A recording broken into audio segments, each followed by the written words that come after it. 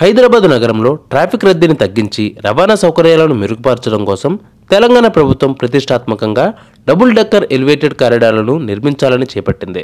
Secunderabad Paradise junction నుంచి Shamirpet ORR junction వరకు సుమారు 18,124 కిలోమీటర్లు వరకు, ప్యారడైజ్ జంక్షన్ నుంచి మిలిటరీ డైరీ ఫామ్ వరకు సుమారు 5.32 కిలోమీటర్ల వరకు నేషనల్ హైవే 44 పై ఈ కారిడార్ను నిర్మిస్తున్నారు.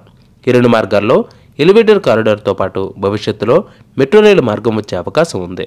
మేడ్చల్, మెదక్, కామారెడ్డి, నిజామాబాద్, నిర్మల్, ఆదిలాబాద్ వంటి ఉత్తర జిల్లాలకు వెళ్లే వాహనదారులకు ట్రాఫిక్ రహిత వేగవంతమైన ప్రయాణ మార్గం అందించేందుకు నిర్మిస్తున్నారు. ఈ ఎలివేటెడ్ కారిడార్ల నిర్మాణానికి మార్గం సుముఖం అయింది. జవహర్ నగర్లోని 330 ఎకరాల హెచ్ఎండిఏ భూములను రక్షణ శాఖకు బదలాయించే ప్రక్రియ దాదాపు పూర్తయింది. దీనికి సంబంధించి సంప్రదింపులు కొలిక్కి వచ్చినట్లు సమాచారం.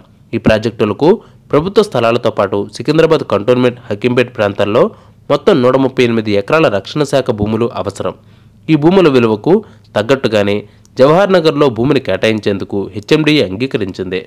రక్షణ శాఖ అధికారులు భూములను పరిశీలించి సుముఖత వ్యక్తం చేయడంతో త్వరలో ఎంయూవూ కుదుర్చుకోవడానికి అధికారులు సిద్ధమవుతున్నారు. ఇప్పటికే NH44 డైరీ ఫామ్ వరకు నిర్మించే కారిడార్కు హెచ్ఎండిఏ టెండర్లు కేటాయించింది. భూముల బదలాయింపు పూర్తయిన వెంటనే SH01 షమీర్పేట్ కారిడార్కు కూడా టెండర్లు పిలవనున్నారు. ఈ రెండు కారిడార్లు భూసేకరణ, ఇతర పనుల నేపథ్యంలో ప్రజలు, వివిధ సంస్థల నుంచి 596 అభ్యంతరాలు వచ్చాయి. అంతేకాకుండా చెట్ల తొలగింపు వంటి సమస్యలపై 26 రిట్ పిటిషన్లు కోర్టులో దాఖలయ్యాయి. హెచ్ఎండిఏ వాటికి వివరణ ఇస్తూ పరిష్కరించుకుంటూ ముందుకు సాగుతోంది. రెండు కారిడార్లలో మొత్తం 10,593 చెట్లను గుర్తించారు.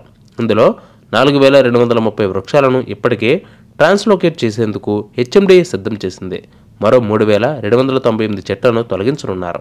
పర్యావరణ పరిరక్షణకు ప్రాధాన్యత ఇస్తూనే అభివృద్ధి పనులను ముందుకు తీసుకెళ్లే ప్రయత్నం జరుగుతోంది. రెండు ప్రాజెక్టులలో బేగంపేట విమానాశ్రయం వద్ద 600 మీటర్ల భూగర్భ టన్నెల్, హకీంపేట వద్ద మరో 550 మీటర్ల టన్నెల్ రానున్నాయి. వీటికి ఇప్పటికే ఎయిర్పోర్ట్ అథారిటీ నుంచి అనుమతులు వచ్చినట్లు అధికారులు తెలిపారు. ఈ ప్రాజెక్టు పనులు పూర్తయితే నగరంలో ట్రాఫిక్ రద్దీ తగ్గనుంది. ఉత్తర తెలంగాణ ప్రజలు ఎటువంటి టెన్షన్ లేకుండా సాఫీగా ప్రయాణాలు చేసేందుకు వీలు కలుగనుంది.